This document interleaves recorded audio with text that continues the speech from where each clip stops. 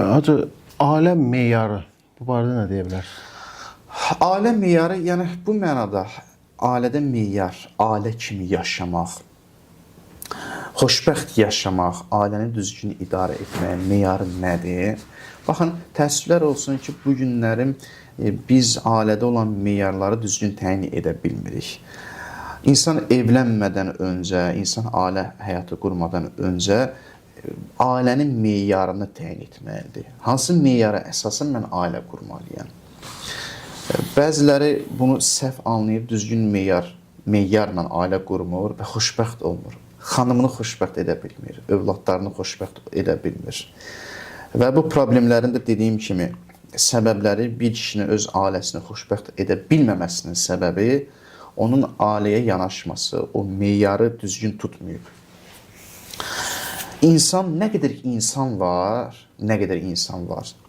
bir o qədər fərqli xasiyyətlər var. Yəni, bunu nəzərə almalıyıq. Belə deyil ki, bütün insanların xasiyyətləri eynidir, eyni xasiyyətdədir. Yox, nə qədər insanlar var, bir o qədər də müxtəlif xasiyyətlər var. Allahın elə yaradılışının gözəlliyi bundan ibarətdir ki, Allah nə qədər insan yaradır və bir o qədər də xasiyyətlər yaradır. İnsanlar müxtəlif xasiyyətə sahibdir. İstər bu dost arasında olsun, valideyn arasında olsun, ailə arasında olsun, iş mühitində olsun, fərq eləmir. Hər kəs fərqli xasiyyətdədir. Biz bir-birimizlə yaxşı ünsiyyət qurmaq üçün biz öz xasiyyətlərimizə bələd olub, ümumiyyətlə biz insanlığa bələd olmalıyıq. Biz bunu qəbul etməliyik ki, qəbullanmalıyıq ki, fərqli insanlar varsa, fərqli xasiyyət var. Yəni, hər kəs mənim fikrimdə olmalıdır, hər kəs mənim kimi düşünməlidir, hər kəs mən dediyimi deməlidir. Belə bir şey yoxdur, bu mümkün deyil. Hər kəs sən dediyin kimi düşünə bilməz, hər kəs sən istədiyin kimi hərəkət edə bilməz. Biz başa düşməliyik ki, hər kəsin fərqli xasiyyətləri var. Bəs necə ünsiyyət qurum? Elə möcüzə də burasındadır ki, fərqli xasiyyətlərini Allah insanlara birləşdirir və İnsanlar bir-birindən ünsiyyətdə olur, mehriban olur. Bu da fədakarlıq deyən bir faktor var. Fədakarlıq yəni nə? Allah insanda fədakarlıq xüsusiyyətlə qoyub ki, yerləşdirib. İnsan o fədakarlıq xüsusiyyətini özündə çiçəkləndirməlidir. Ortaq bir nöqtədir. Bütün insanlarda var, insan onu çiçəkləndirməlidir. Üzə çıxartmalıdır fədakarlığını. O fədakarlıq vasitəsini biz həyatda keçsinirik, insanlarla ünsiyyətdə oluruq.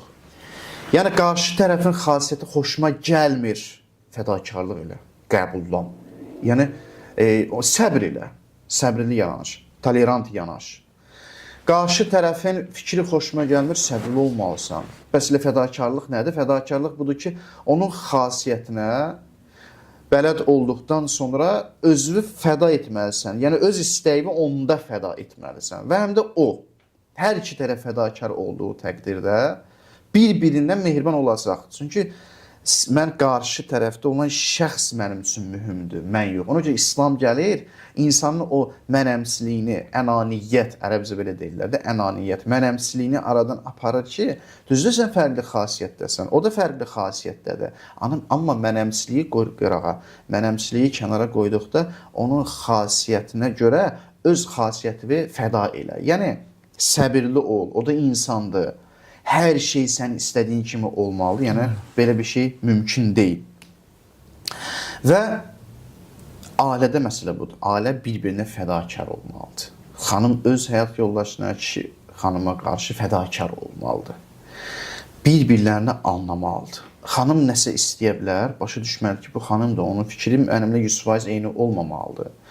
Evliliyin meyarı bu deyil ki, xasiyyətlərimiz eyni olmalıdır. Xasiyyətlər fərqlidir.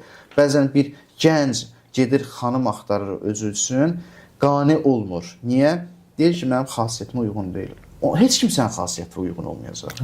Bu mümkün deyil. Onda sən evlənmə, ailə həyatı qurma. Heç kəs sənin xasiyyətində. Ümumiyyətlə, əgər hər kəs sənin xasiyyətində olmalıdırsa, sənin həyat yoldaşında sənin xasiyyətində olmalıdırsa, onda demək ki, sən egoist bir insansan.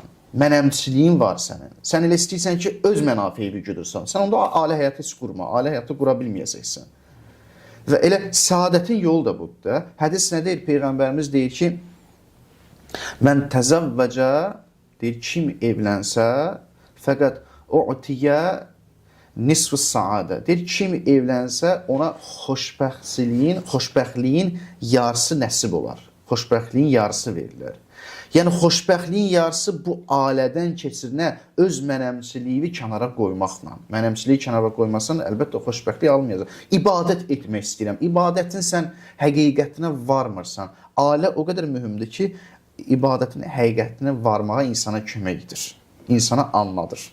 İndi vaxt yoxdur, onu çox geniş adam izah edir. Misal üçün hədis var o barədə də. Peyğəmbər deyir: "Mən təzəvvəcə fəqət utiyə nisful ibadə." Deyir, kim evlənərsə, ona ibadətin yarısı nəsib olar. İbadətin yarısı nəsib olar. Mən hədisə baxın, bəli, mən təzəvvəcə fəqət utiyə nisfus saadə, mən təzəvvəcə fəqət utiyə nisful ibadə. Nisful ibadə.